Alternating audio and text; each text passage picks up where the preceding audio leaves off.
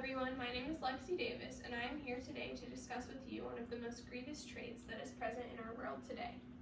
The U.S. Department of State estimates that at any given time there are 24.9 million individuals that are victim to sex and human trafficking.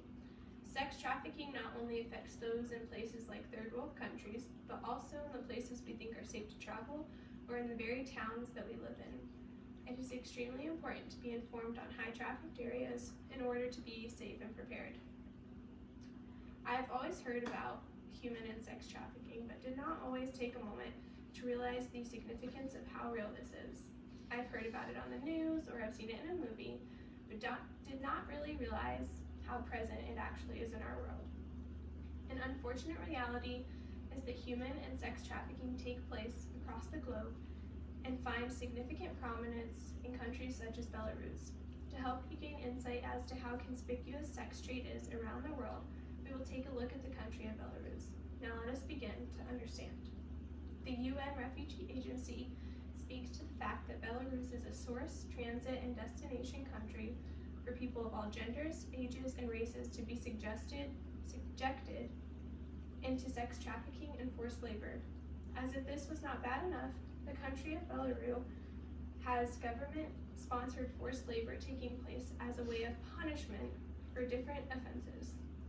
Deirdre McPhillips with U.S. News informs us that up to 7,000 people who suffer from alcoholism or other dependencies are being held in medical labor centers in Belarus with obligation to work. Now, we will take a look at some statistics. Belarus shares 55% of sex trafficking and all forms of exploitation in Eastern Europe and South Caucasus.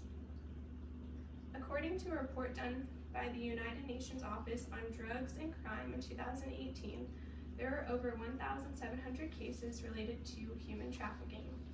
Of these 1,700 known victims, there were at least 132 who were sexually exploited.